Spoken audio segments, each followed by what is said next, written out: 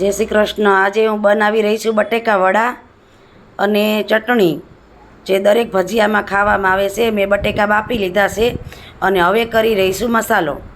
મીઠું, પછી આ છે મરી પાવડર, પછી આ છે લીલા મરચાં, પછી આ છે ચાટ મસાલો, પછી ધાણા જીરું, પછી આ વરિયાળી, પછી આ ખાંડ છે, પછી આ છે કોથમીર, પછી આપણે આ લીંબુ નીચવશું અંદર,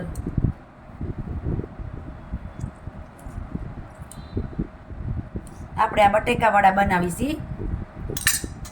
પછી આપણે આને આવી રીતના મિક્સ કરી દઈશું ને ગોળીઓ વાળી દઈશું, એટલે આપણા બટેકા વડા હમણાં તૈયાર।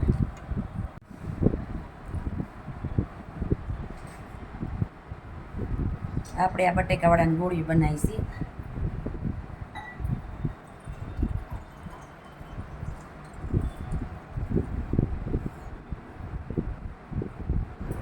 આપણી ગોળીઓ બની ગઈ છે અને હવે હું તેલ મૂકી દઈશ અને આ બાજુ લોટ ચાળી લીધો છે તો બેસન બનાવી દઈશું।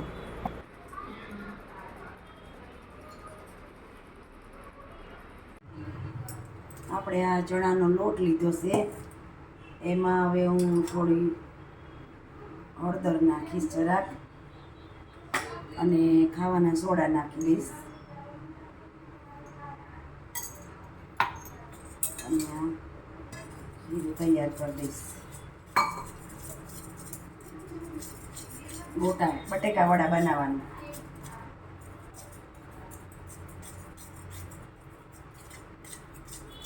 આપણે આ પલળી જાય એટલે 5 મિનિટ રહેવા દઈએ, આપણે બટેકા વડા બનાવવાના ચાલુ કરી દઈશું।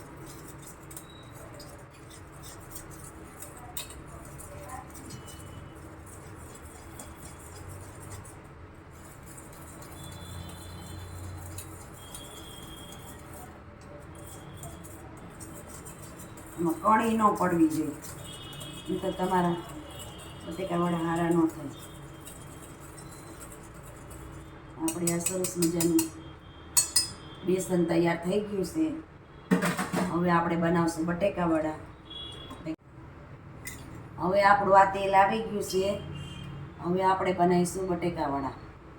આપણે આને ચમચીથી મૂકવાના, એટલે શું કે જે બુંદી જેવું પડે છે ને નહીં પડે, એટલે આપણે મૂકી જોઈએ। તેલ આવી ગયું છે કે નહીં તપાસી લો। તેલ આવી ગયું છે આપણું,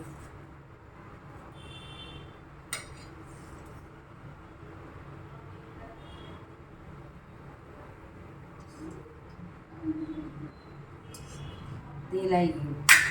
હવે આપણે બટેકા વડા બનાવવાનું શરૂ કરશું।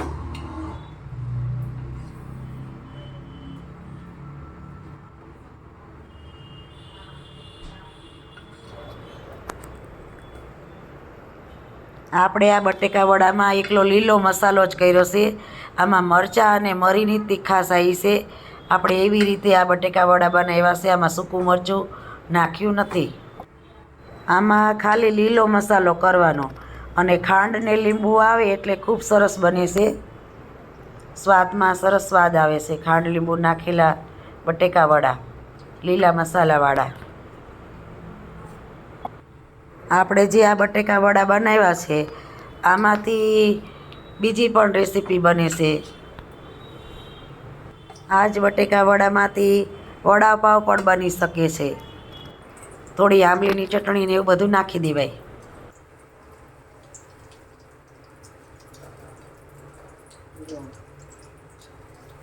બટેકા વડા કેવા સરસ બન્યા છે।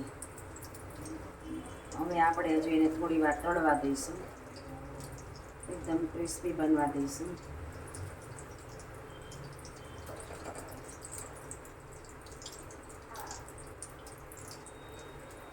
જો તમને મારા વિડીયો સારા લાગે તો લાઈક કરો, શેર કરો અને સબસ્ક્રાઈબ કરો અને તમારા ફેમિલી મેમ્બરને વોટ્સએપ કરો.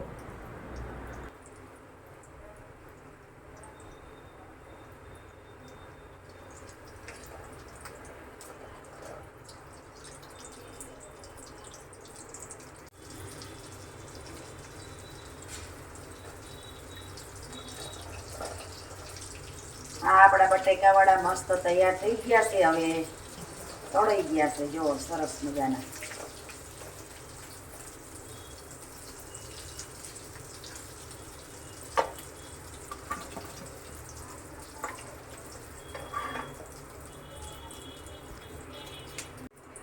હવે આ હું બનાવી રહીશું ચટણી.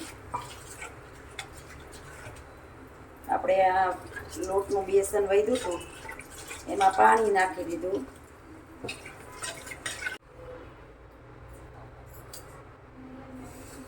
હવે આપણે આમાં હળદર નાખશું થોડું અને મીઠું નાખશું અને હલાવી દઈશું.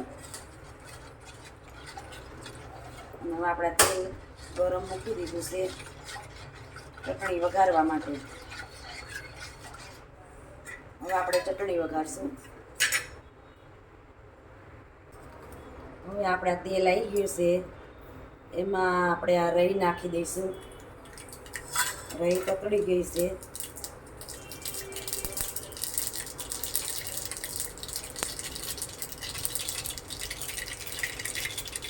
આ આપણે વઘારી દીધી કઢી.